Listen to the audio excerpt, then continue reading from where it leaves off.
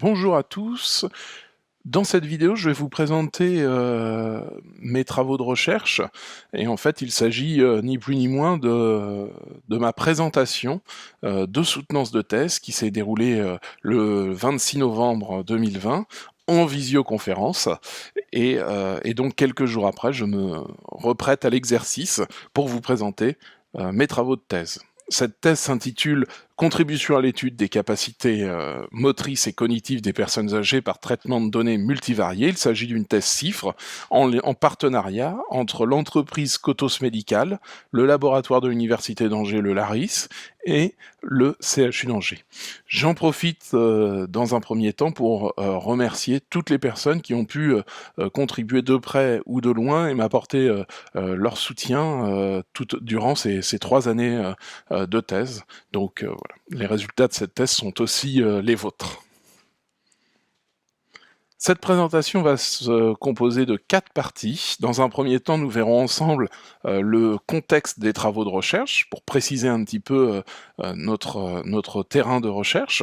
Ensuite, nous détaillerons 2 analyses que nous avons menées durant ces 3 années, à savoir une première analyse des données en établissement et une seconde autour d'un protocole d'essai clinique Dr Bro. Puis cette présentation se terminera par une conclusion et les perspectives de recherche envisagées pour ces travaux.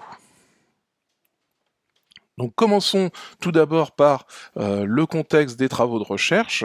Donc il s'agit de recherche auprès de personnes âgées. L'OMS définit une personne âgée, toute personne ayant plus de 60 ans.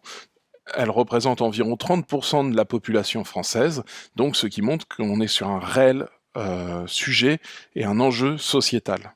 Une des problématiques majeures de la population âgée, c'est les risques de chute, qui sont à l'origine d'environ 12 000 décès en France chaque année, et qui peuvent être d'origine totalement diverses. Et donc, ce paramètre-là également en fait un enjeu de société majeur. Le phénomène du vieillissement, c'est un phénomène progressif, universel, délétère et irréversible, et nous distinguons 2 types de vieillissement, le vieillissement normal, appelé sénescence, et le vieillissement pathologique, appelé sénilité. Pour tester l'utilisation et la faculté à utiliser des processus contrôlés et automatiques, les cliniciens vont utiliser une routine clinique prédictive qui s'appuie sur le paradigme de double tâche. Le paradigme de double tâche consiste à faire effectuer 2 tâches de manière simultanée à un patient, afin de pouvoir tester ses processus, sa faculté à utiliser ces processus contrôlés, qui nécessitent de l'attention, et ces processus automatiques qui n'en nécessitent pas, ou en tout cas qui en nécessitent moins. Nous distinguons 2 types de tâches à réaliser de manière simultanée, des tâches attentionnelles ou des tâches motrices. Dans la plupart des cas, nous utilisons une tâche attentionnelle en parallèle d'une tâche motrice. Mais nous avons trouvé également dans la littérature des tests de double tâche qui utilisent 2 tâches attentionnelles. Donc la différence, justement, c'est que les tâches attentionnelles vont solliciter énormément de ressources cognitives, alors que les tâches motrices vont en nécessiter beaucoup moins. Ces tests cliniques permettent d'identifier différentes postures. Une première posture, qui est la posture la plus naturelle, où la priorité est affectée à la tâche locomotrice aux dépens de la tâche cognitive, si la charge est trop élevée. Et donc, la personne va, par exemple, si on la fait marcher en faisant une action cognitive, elle va dégrader la tâche cognitive et prioriser la marche.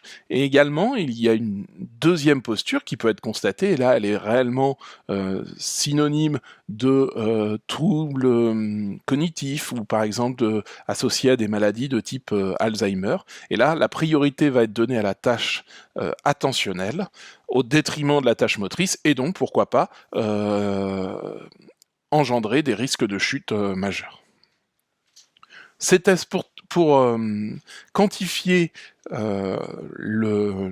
pour quantifier ces tests cliniques, on peut calculer justement des indicateurs de performance, et dans cette thèse, nous avons utilisé l'indicateur de performance suivant, le coût de la double tâche. Ces travaux de recherche ont été effectués sur un dispositif de réalité virtuelle pour la personne âgée. Voici les 3 freins majeurs auprès du public âgé à l'utilisation de cette nouvelle technologie, à savoir donc la technophobie. Les personnes âgées ont une habileté perceptiomotrice plus faibles et également sont plus sujettes au cybermalaise. Et donc pour lutter contre ces freins, nous pouvons agir sur deux choses, soit les dispositifs d'immersion, soit les interfaces homme-machine. Les dispositifs d'immersion sont les suivants, soit une projection, donc c'est le moins immersif, mais le plus adapté et le plus accepté chez la personne âgée. Donc, une projection sur un écran d'ordinateur, sur une télé, via un vidéoprojecteur sur un écran. Ensuite, il y a un dispositif moins adapté, mais beaucoup plus immersif, à savoir les visiocasques, où la personne va mettre son casque de réalité virtuelle et être plongée dans un environnement virtuel. Et le meilleur des dispositifs immersifs, le cube immersif. Cependant, il est assez onéreux et prend beaucoup de place, et donc souvent limité à la recherche, au domaine de la recherche. Et puis nous pouvons aussi intervenir donc sur les interfaces homme-machine, de l'interface homme-machine la plus simple, un bouton, une petite manette, à une interface un peu plus complexe avec différents boutons, un clavier par exemple. Et l'interface la plus naturelle, à savoir le simulateur. Les thèmes principaux de recherche utilisant la réalité virtuelle chez la personne âgée sont les troubles cognitifs et les risques de chute, mais surtout dans un objectif d'entraînement, de réentraînement, pour diminuer l'impact de ces troubles cognitifs, ou diminuer en tout cas le risque de chute, mais très peu dans l'aspect diagnostic. Et ici, nous, dans nos travaux de recherche, justement, on a décidé d'étudier du diagnostic avec une technologie de la réalité virtuelle. Ce projet CIFRE, cette thèse CIFRE autour du simulateur de Cycléo, en fait, est parti du constat suivant. L'entreprise développe un simulateur de vélo pour personnes âgées qui se veut récréatif, avec une ergonomie adaptée et donc motivant. Donc là, nous pouvons voir ici, justement, sur cette figure, un utilisateur en train de pédaler dans un environnement virtuel qui est vidéo-projeté par un vidéoprojecteur ici, là. Donc l'utilisateur est dans un environnement et va se diriger avec la technologie, l'interface homme-machine la plus naturelle possible, à savoir un simulateur de vélo, donc un guidon, des freins et des pédales. Et l'objectif donc de ce vélo qui se veut récréatif et adapté, c'était de se dire, est-ce qu'on pourrait ajouter un traitement des données qu'enregistre le vélo pour y apporter une plus-value médicale et un suivi personnalisé. C'est là, justement, que le partenariat entre Cotos Médical, le Laris et le CHU d'Angers a commencé, et donc autour de ce projet de test CIFRE. Passons justement maintenant à l'analyse des données en établissement. L'analyse des données en établissement, pour ce faire, nous avons dû construire une version de l'application sur mesure. Il veut, dans l'application standard, les blocs de terrain consécutifs sont assemblés de manière aléatoire pour casser un petit peu justement la routine habituelle. Mais là, justement, il nous fallait retrouver cette routine pour pouvoir assurer la reproductibilité de l'expérience. Et donc, nous avons construit un environnement sur mesure, plutôt rectiligne, composé, vous voyez, en majorité, là, ici, 39 blocs, ligne droite.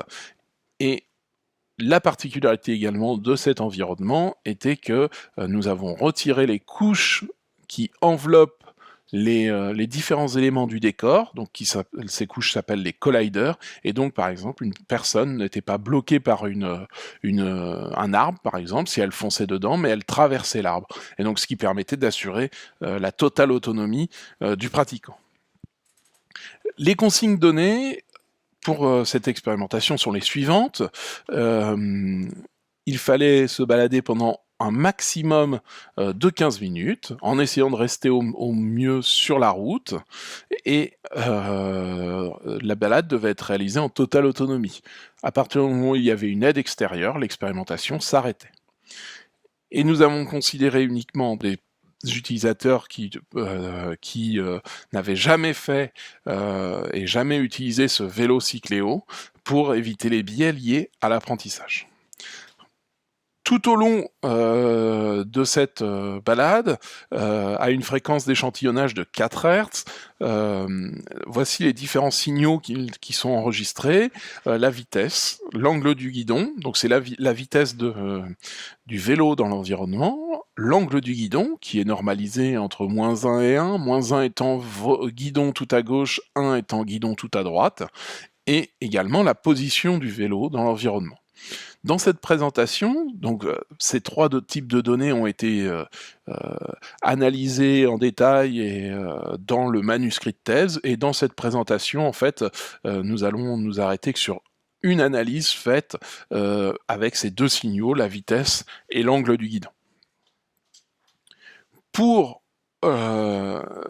pouvoir comparer différentes populations, nous avons créé deux grands groupes, un groupe de personnes âgées en perte d'autonomie et institutionnalisées, et un groupe de personnes jeunes sans pathologie. Dans le groupe des personnes âgées, nous avons les acquisitions ont été faites dans des établissements clients de l'entreprise, et donc nous avons distingué deux types d'établissements, des établissements pour personnes âgées autonomes, que nous noterons ici EHPA, et des établissements pour personnes âgées dépendantes, que nous noterons ici EHPAD. Voici deux exemples de signaux bruts collectés à l'aide de Cycléo. Donc ici, le signal de la vitesse du vélo dans l'environnement en kilomètres par heure, et en bas, ici, le signal de l'angle du guidon. Nous partons justement de ces deux signaux, et l'objectif va être de les analyser avec des méthodes multi-échelles. La décomposition multi-échelle, elle va nous permettre justement d'illustrer et d'étudier des comportements qui seraient cachés dans le signal brut. Et donc, pour ce faire, nous allons partir des signaux bruts, que nous allons ensuite décomposer de manière multi-échelle pour obtenir différents signaux décomposés, et chaque signal décomposé va être analysé via trois méthodes, deux méthodes d'entropie croisée, une de l'échantillon et une de la distribution, et une méthode de corrélation croisée des tendancées. Et l'objectif, l'utilisation de ces méthodes multi-échelles, va être de pouvoir illustrer un impact de la situation ou une influence de l'âge. Les deux méthodes utilisées dans cette présentation de décomposition multi-échelle sont les suivantes. La première est la coarse grain, c'est la méthode qui est la plus fréquemment utilisée sur les méthodes d'entropie. Elle permet d'illustrer la dynamique du signal, et à partir d'un signal brut, ici à taux égale 1, en fait, l'échelle 1, nous obtenons les signaux suivants en la décomposition. Donc par exemple, pour l'échelle 2, elle consiste à prendre 2 points et en faire la moyenne. Pour l'échelle 3, elle consiste à prendre 3 points et en faire la moyenne. Pour lutter contre les biais que peuvent apporter cette moyenne, des auteurs ont proposé d'utiliser la décomposition fractale d'Higuchi, en fait, et donc d'utiliser une procédure de décalage temporel, dit time shift également, et elle illustre la dimension fractale du signal, et donc en fait, elle part toujours du signal brut ici à taux égale 1, et en fait, pour chaque taux, elle va générer taux signaux, et prendre un point sur taux et le décaler à chaque fois. Donc ici, on peut prendre l'exemple de taux égale 2, on va bien prendre un point sur taux, générer donc deux signaux, et donc on prend un point sur 2, on démarre à 1 pour le premier signal et à 2 pour le deuxième signal. Et donc pour taux égale 3, on fait de manière analogue la même chose. Ici, nous avons un premier signal qui commence à 1 et qui prend un point sur 3, et ensuite le deuxième commence à 2 en prenant toujours un point sur 3, et ainsi de suite. L'entropie croisée de l'échantillon, c'est une adaptation de l'entropie de l'échantillon. L'entropie de l'échantillon va mesurer l'irrégularité au sein d'un signal, et là, l'entropie croisée de l'échantillon va mesurer l'asynchronisme entre deux signaux. Elle se calcule via le rapport logarithmique suivant, et donc nous allons l'illustrer par l'exemple, soit deux signaux aléatoires, ici, et donc, pour calculer nos deux nombres de concordance ici, du rapport logarithmique, nous allons fixer un nombre m, puis une tolérance r, et l'objectif va être de voir combien de fois ce motif se répète dans le signal du bas, pour calculer n de m. Donc voilà, ici, on regarde combien de fois le motif se répète, on continue, ainsi de suite, jusqu'au bout. Ensuite, on prend un deuxième motif, ici, et pareil, on regarde est-ce qu'il se répète dans le signal du bas, et ainsi de suite, et après on décale les motifs, et pareil, on regarde sur l'intégralité du signal du bas. Puis pour calculer le numérateur de ce rapport logarithmique, on incrémente donc de 1 la variable m, donc ici on passe à 3, et de la même manière on va regarder est-ce que ce motif se répète dans le signal en bas. Passons maintenant justement à l'entropie croisée de la distribution. Donc pareil, c'est une adaptation de l'entropie de la distribution. L'entropie de la distribution, elle quantifie la complexité d'un signal, alors que l'entropie croisée de la distribution, elle quantifie la complexité entre deux signaux. Donc partons et illustrons toujours par l'exemple. Voici les deux mêmes signaux aléatoires. Donc la première étape va être de décomposer ces signaux en deux vecteurs composés d'un nombre de symboles, et chaque symbole est composé d'un nombre de points m, un nombre d'échantillons m, fixé au préalable. Donc ici, voilà, on va avoir U qui va être composé de l'ensemble de ces motifs, et V, l'ensemble des motifs ici en gris. Voilà. U, l'ensemble des motifs en rose ici, voilà, et V, l'ensemble des motifs en gris. Ensuite, nous partons de ces deux vecteurs, nous en calculons la distance pour obtenir une matrice des distances. Et à partir de cette matrice des distances, on va pouvoir tracer un histogramme qui aura un nombre de classes définies au préalable, pour ensuite, donc voilà, chaque distance sera mise dans une classe. Et donc à partir de ces classes, à partir de cet histogramme, on va pouvoir calculer la probabilité de chaque classe. Et à partir de la probabilité de chaque classe, on va pouvoir calculer l'entropie croisée de la distribution, et donc ici, voilà, on retrouve la probabilité de chaque classe.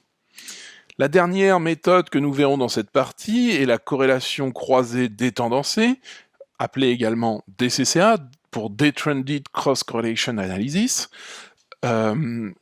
Elle permet de quantifier le niveau de corrélation entre deux signaux non stationnaires, et donc la première étape va être de partir de signaux bruts pour en supprimer les tendances. Donc partons justement de ces deux signaux bruts. La première étape est d'intégrer ces deux signaux, donc on passe des signaux de gauche pour obtenir les signaux de droite à l'aide des équations suivantes. Puis ensuite, nous repartons des signaux bruts et nous divisons les signaux en un nombre de points fixés au préalable, puis de ces divisions, nous calculons des tendances locales, et en fait, la suppression des tendances, en fait, ce n'est que le signal intégré du début moins les tendances locales, et donc on part des signaux ici à gauche et on obtient les signaux ici à droite. Ensuite, de ces signaux détendancés, on va en calculer la covariance, puis de cette covariance, on va calculer la covariance détendancée. Donc là, on est bien sur un indicateur qui mêle les deux signaux détendancés. En parallèle, on va calculer également la variance pour chaque signal détendancé, donc là, les signaux séparés. Et donc en fait, le coefficient de la corrélation n'est autre que le rapport en fait entre la covariance détendancée et les variances de chaque signal détendancé. Et donc ce coefficient de corrélation, comme tout coefficient de corrélation, il oscille entre 0 et 1, 0 étant pas de significativité et 1 étant une totale significativité, avec différents seuils présentés dans le tableau suivant. Donc passons justement maintenant aux résultats. Ces résultats seront décomposés en deux parties. Une première qui essaiera d'étudier est-ce qu'on peut illustrer l'impact de la situation. Et donc pour ce faire, nous avons considéré trois groupes. Un groupe de jeunes, un groupe de personnes âgées en établissement autonomie et un groupe de personnes âgées en établissement pour personnes âgées dépendantes. Et la deuxième partie, elle va être plutôt de voir est-ce qu'on peut illustrer l'influence de l'âge. Et là, on a créé 4 groupes, 2 dans le grand groupe là, des personnes jeunes et 2 dans le grand groupe des personnes âgées. Nous avons utilisé 6 méthodes, nous avons détaillé les résultats de 6 méthodes. En fait, les 3 méthodes présentées, donc à savoir l'entropie croisée de l'échantillon, l'entropie croisée de la distribution et l'entropie et la corrélation croisée des tendancés, et on a utilisé les deux méthodes de décomposition multi-échelle, donc 2 méthodes de décomposition sur 3 méthodes, et bien au final on obtient bien les 6 méthodes. La taille des signaux considérés, nous l'avons arrêté à 2000 échantillons. Ces résultats, l'analyse de ces résultats est en deux parties. Une première où nous verrons en fait les courbes, l'évolution de l'entropie croisée ou du coefficient de la DCCA au cours des échelles. Et une deuxième partie sera de voir justement, via un test statistique de Mann-Whitney, s'il y a une différence significative entre les groupes 2 à 2. Les différents groupes ici présentés là, 2 à 2. Donc commençons justement par les résultats obtenus avec l'étude de l'impact de la situation. Voici les courbes obtenues et que nous allons détailler à l'instant, méthode par méthode. Donc pour les méthodes utilisant l'entropie croisée de l'échantillon, en fait on obtient des valeurs indéterminées, ici à partir de l'échelle 5 et ici pour l'échelle 5, et en fait c'est un des premiers freins en fait des premiers inconvénients de l'entropie croisée de l'échantillon, en fait c'est que le rapport logarithmique peut générer des valeurs indéterminées, et dans notre cas en fait on en génère. Nous pouvons quand même constater que cet asynchronisme a l'air d'augmenter au cours des échelles. Maintenant, justement, intéressons-nous à l'écart entre ces groupes et essayons de voir si cet écart est statistiquement significativement différent via le test de Mann-Whitney. Pour tous les tests de Mann-Whitney, on a représenté en vert les valeurs statistiquement significativement différentes et en rouge celles qui ne le sont pas. Nous pouvons constater que pour les échelles, les basses échelles, les résultats semblent plutôt intéressants. Nous voyons bien les valeurs indéterminées à partir de l'échelle 5, et dans cette méthodologie-là, ici, ce qui nous pose réellement le plus question et qui ne nous permet pas d'établir une cohérence d'interprétation, c'est ces zones rouges ici qui sont irrégulières. Pour les méthodes de corrélation croisée des tendancées, nous pouvons voir que les valeurs de corrélation semblent stables au cours des échelles, et que la courbe des jeunes a l'air d'être plutôt proche de celle des EHPAD. Le test de Mann-Whitney donne les résultats suivants, à savoir qu'il n'y a aucune différence significative entre les groupes en comparaison en 2 à 2, là, pour les 3 comparaisons. Pour les méthodes d'entropie croisée de la distribution, on peut voir justement que cette complexité entre les deux signaux tend à décroître au cours des échelles, et sur les échelles hautes, la différence entre les trois groupes, la distance là entre les trois courbes, semble plutôt élevée, et pour cette méthode-là, et également pour celle-ci. Statistiquement, les résultats obtenus sont les suivants. Pour la méthode qui utilise le décalage temporel, le time shift, on n'obtient aucune différence statistique entre les deux groupes de personnes âgées ici pour les deux tableaux, et pour cette méthode ici, on a ces deux zones rouges qui pareil, ne nous permettent pas de statuer quant à la cohérence des résultats. Pour cette méthode-ci, c'est celle qui obtient les meilleurs résultats, car on peut voir que jusqu'à l'échelle 8, on peut comparer un groupe de personnes jeunes d'un groupe de personnes âgées, quel que soit l'institut, mais par contre, on ne peut pas distinguer les deux groupes de personnes âgées. Donc pour résumer cette partie impact de la situation, nous avons testé les 6 méthodes, et la méthode présentant les meilleurs résultats semble être les méthodes qui utilisent l'entropie de la distribution, et plus particulièrement celles qui utilisent la procédure de décalage temporel de Coarse-Grain. Et en fait, la question que nous nous posons, c'est: existe-t-il une différence entre les groupes EPA et EHPAD? Est-ce que les populations sont suffisamment différentes pour pouvoir obtenir une différence statistique? Les paramètres que nous avons à notre disposition sont des paramètres démographiques, et donc du coup, nous nous sommes intéressés à l'influence de l'âge, en nous disant peut-être qu'en fait, c'est que l'âge, le paramètre discriminant dans ce cas. Donc, nous avons obtenu les résultats suivants pour l'influence de l'âge, donc avec nos 4 groupes faits par tranche d'âge, cette fois-ci.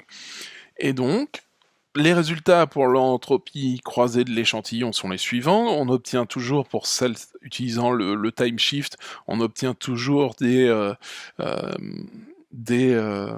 valeurs indéterminées, et les valeurs semblent augmenter toujours au cours des échelles.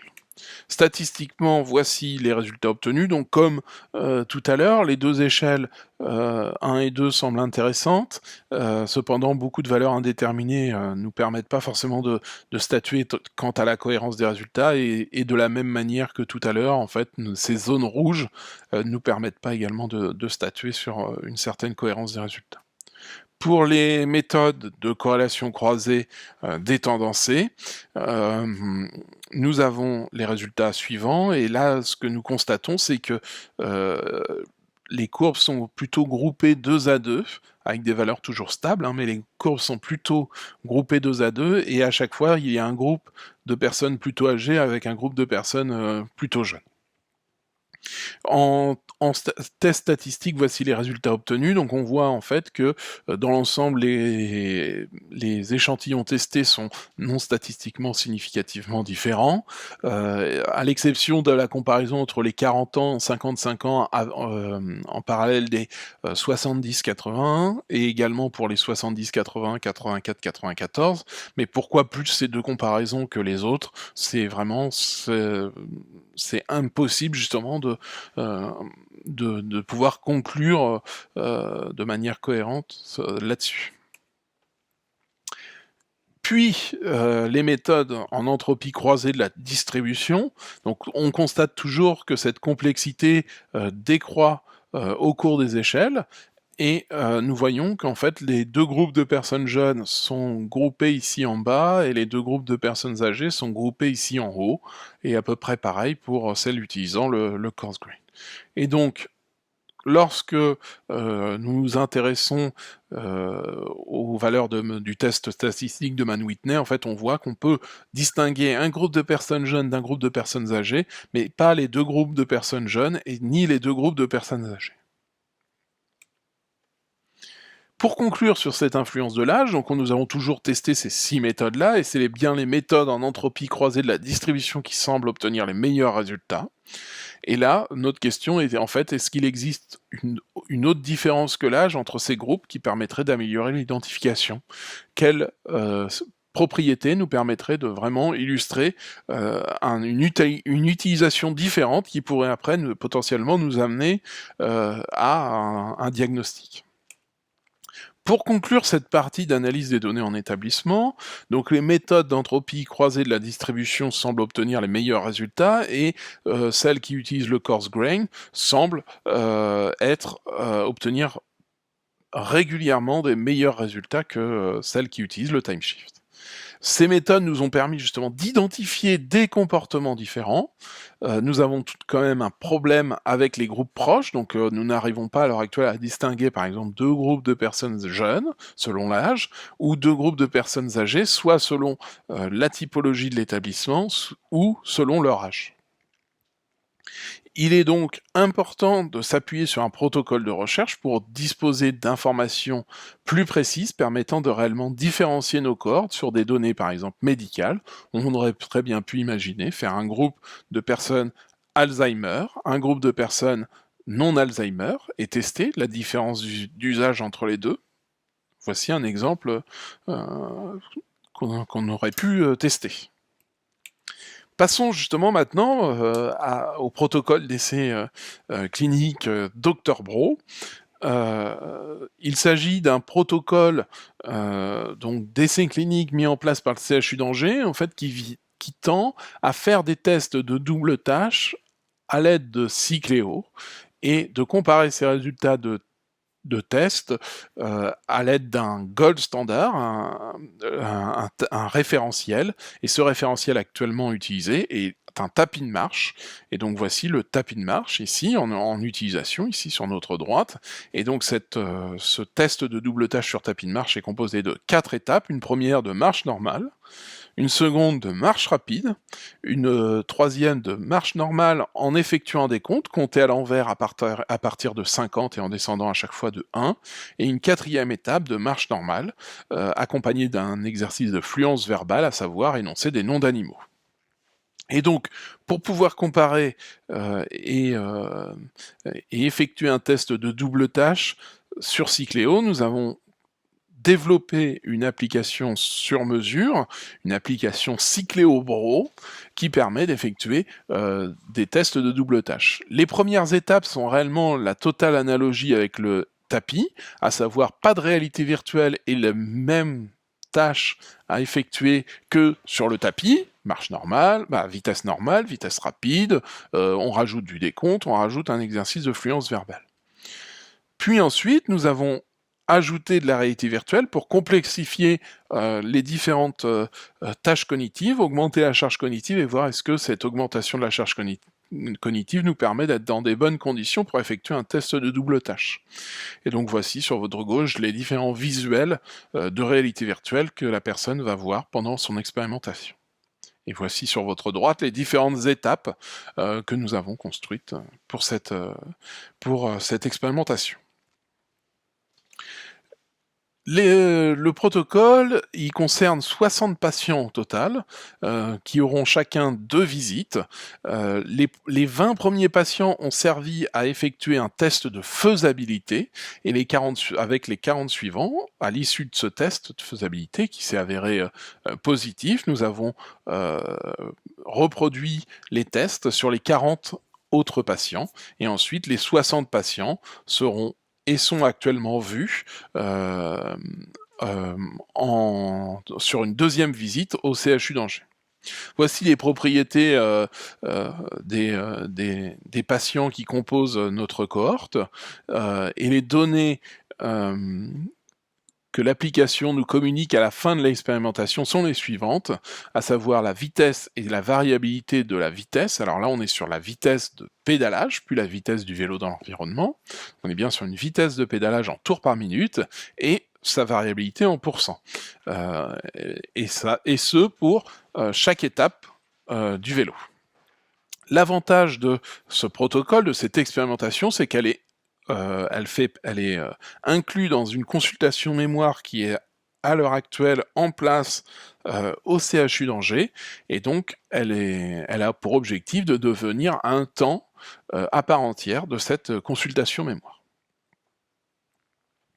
Les analyses réalisées dans ce protocole sont les suivantes. Nous partons des données du tapis et ou du vélo pour en calculer des coefficients de variabilité. Ces coefficients de variabilité vont nous permettre de calculer des coûts de double tâche, et à partir du coût de la double tâche du vélo et celui du tapis, nous allons utiliser pour effectuer cette comparaison des diagrammes de Bland-Altman et de corrélation dans le but justement de mettre en parallèle, de voir est-ce que nous obtenons des résultats analogues ou similaires ou d'une similarité tolérable entre le vélo et le tapis de marche. Les coefficients de variabilité sont calculés de la manière suivante, à savoir le rapport de l'écart type sur la moyenne en pourcents, et donc pour le tapis de marche, nous avons considéré le temps de cycle de marche. Donc ici, sur cette figure, nous voyons un cycle de marche complet, composé justement de différentes phases, mais donc nous avons considéré le cycle complet, et donc nous avons, pour calculer le coefficient de variabilité sur les tapis de marche, utilisé le temps de cycle de marche. Et pour le vélo, nous avons dans un premier temps utilisé la vitesse de pédalage, qui était la donnée communiquée par l'application, et nous avons émis la réflexion que dans un temps sur le vélo, on prenait un temps de cycle, et alors que sur un vélo, on allait prendre une vitesse de pédalage. Et donc on s'est dit, est-ce que c'est réellement la donnée la plus analogue entre le temps de cycle de marche et la vitesse de pédalage?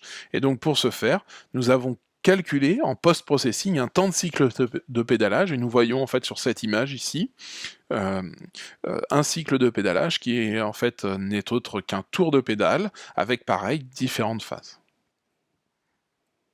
Voici les propriétés des valeurs obtenues sur le tapis de marche, et en fait on peut constater que ces valeurs sont d'un ordre de grandeur différent que ceux du coefficient de variabilité du vélo. Voilà. Mais cependant, quand on teste le vélo, on est bien dans le même ordre de grandeur. Donc pour le vélo, on a des vitesses de pédalage extraites de l'Epidata, qui n'est autre qu'en fait la base de données brute, donc à savoir la vitesse de pédalage de l'application. Puis nous avons en post-processing calculé un temps de cycle de pédalage, soit à distance constante pour être de la manière la plus analogue du tapis de marche, car le tapis de marche enregistre des données sur une longueur définie au préalable, et nous avons également en post-processing considéré un temps de cycle de pédalage à temps constant, donc avec un nombre de points fixe, nombre d'échantillons fixe. Les coûts de double tâche sont calculés de la manière suivante, via ces deux équations, à partir donc des coefficients de la variabilité en double tâche, et à partir également des coefficients de variabilité en condition de simple tâche. Et donc nous avons deux méthodologies, la première trouvée dans la littérature, et ensuite une adaptation qui permet, lorsque les coefficients de variabilité ont des valeurs différentes, de pallier aux ordres de grandeur qui pourraient être différents. Voici les coûts de double tâche. Nous on les a calculés en considérant des simples et des doubles tâches différentes selon 4 analyses. Pour le tapis par exemple et le vélo, nous avons considéré vitesse normale, et en double tâche les étapes suivantes. Pour l'analyse 2, nous avons considéré toujours une vitesse normale, mais cette fois-ci avec la réalité virtuelle la plus basique possible. Nous avons dans une troisième analyse pris plutôt la vitesse rapide, et dans une quatrième, nous avons effectué la moyenne entre une marche rapide et une marche moyenne, et une marche normale, pardon. Pour comparer ces coûts de double tâche, nous avons utilisé donc des diagrammes de Bland-Altman, ou également appelés diagrammes des différences et des moyennes, qui en fait consistent à afficher sur l'axe des Y la différence entre la mesure du gold standard et la mesure de l'appareil testé. Donc ici, nous avons affiché la différence entre le coût de double tâche du tapis et celui du Cycléo. Puis sur l'axe des X, c'est la moyenne des deux mesures, et donc ça nous permet notamment d'avoir l'information de est-ce que cette différence est impactée par la valeur des mesures, et l'indicateur aussi également intéressant est la précision, qui est en fait l'écart type, la moyenne des valeurs absolues des coûts de double tâche ici, des différences, pardon, entre les deux doubles tâches. Et donc en fait, ça nous permet, en comparant cette précision à 0, nous permet de savoir si on est dans une mesure similaire ou non. Par exemple, si on était sur deux dispositifs qui obtiennent exactement les mêmes mesures, notre précision serait à 0, et donc on pourrait facilement statuer sur le fait que le dispositif A est similaire au dispositif B, en tout cas la même concordance. Cette limite de concordance, cette limite d'acceptabilité, c'est le praticien qui doit estimer le fait que nous sommes dans un ordre de grandeur plutôt raisonnable, et donc statue sur l'acceptabilité ou non de cette limite de concordance. Nous avons aussi effectué l'analyse de la corrélation en affichant un nuage de points ici en X, le coût de double tâche sur le gold standard, donc le tapis, et en Y, le coût de double tâche sur le Cycléo. Donc la figure présentée suivante a été générée de manière aléatoire pour la présentation. Il ne s'agit pas de données réelles. Et à partir de ces points, nous avons tracé une régression linéaire pour voir s'il existait un lien linéaire entre les deux coûts de double tâche, et nous avons également calculé un coefficient de corrélation de Pearson qui, pareil, prend les valeurs entre 0 et 1, 0 étant pas de corrélation et 1 une totale corrélation. Et donc nous avons effectué diverses analyses. Donc on a les 4 analyses avec les 2 types de données du vélo, avec également les différentes étapes du vélo, et donc on a analysé tous ces cas d'usage, tous ces scénarios, et nous avons retenu uniquement les cas dont le coefficient de la corrélation était au moins supérieur à 0,3, donc symbolisant une corrélation au moins moyenne. Donc voici les 3 premiers résultats obtenus, à savoir en considérant en simple tâche la vitesse normale. Et donc l'étape par exemple 2A ici ressort comme une étape ayant des résultats plutôt intéressants. L'étape 4 également ressort, et également encore l'étape 4 avec la deuxième formule de coût de double tâche. Vous voyez, quel que soit le calcul de coût de double tâche, cette étape 4 ressort comme intéressante. Puis ensuite, toujours en gardant comme critère un coefficient de corrélation de Pearson supérieur à 0,3, nous avons également eu 3 autres résultats qui sont ressortis comme au moins moyennement corrélés, à savoir lorsque l'on considère en simple tâche une moyenne entre une vitesse normale et une vitesse rapide. Et ici ressort l'étape 2A, l'étape 7 et l'étape 4.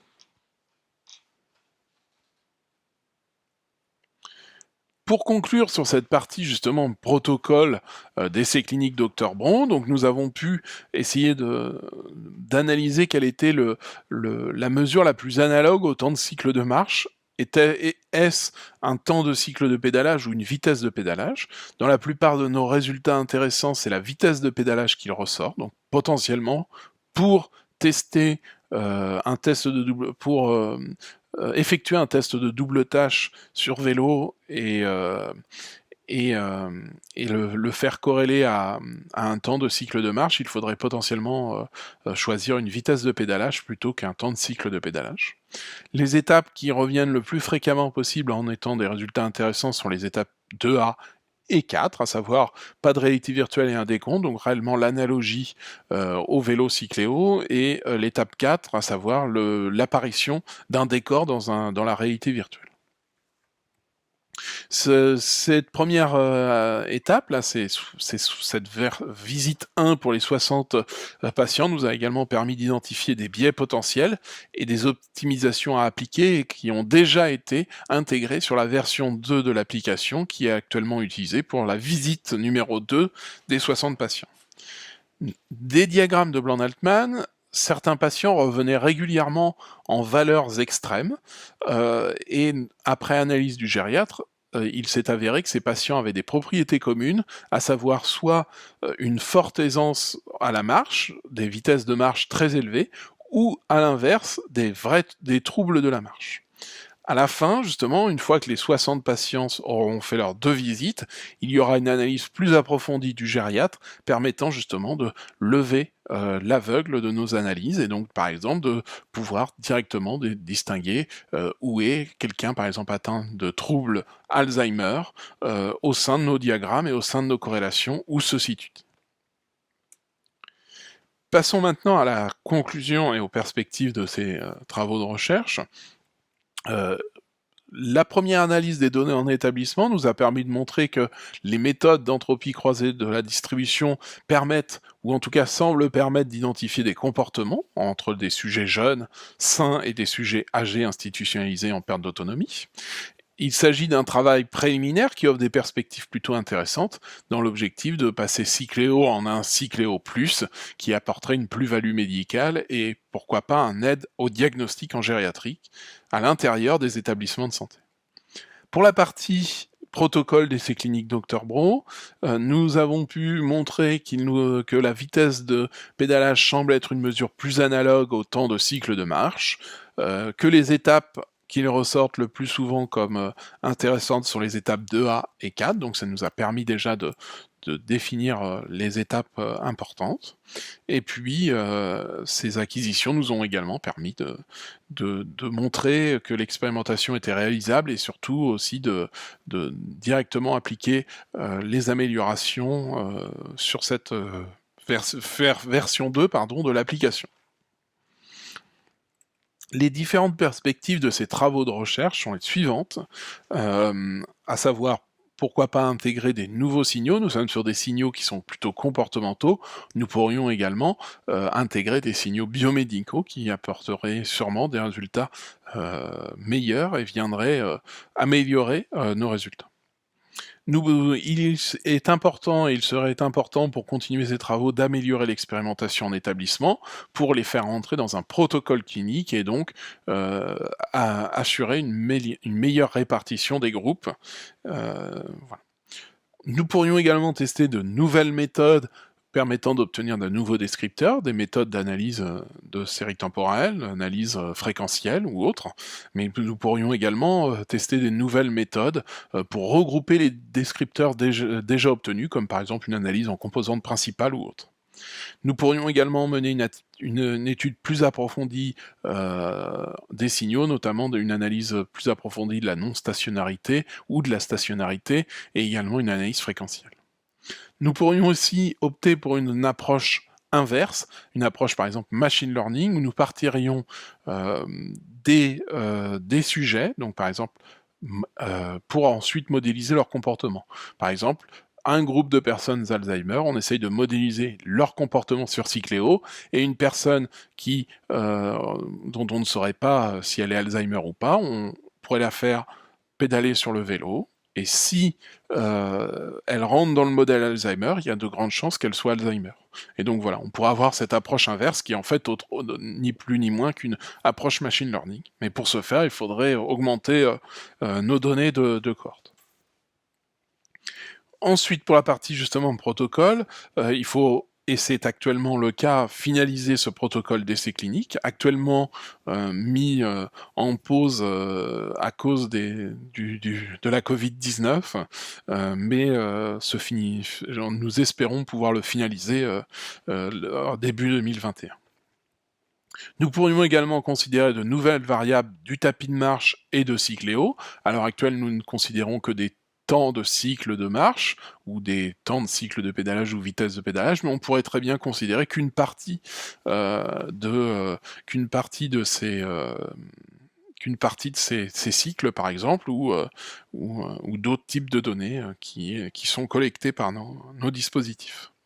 Nous pourrions également, plutôt que de confronter Cycléo au tapis de marche, nous pourrions aussi très bien tester la complémentarité entre ces deux dispositifs et pourquoi pas créer un test de double tâche qui se ferait dans un premier temps sur le tapis puis sur Cycléo, et ce test total permettrait d'obtenir de meilleurs résultats que le tapis seul ou que Cycléo seul. Puis ensuite, nous pourrions appliquer nos méthodes d'entropie croisée que nous avons pu proposer, donc qui utilisent les méthodes de décomposition multi-échelle en décalage temporel sur différents types de signaux pour voir et analyser l'impact et l'influence d'utiliser ces décalages temporels sur des signaux plus classiques.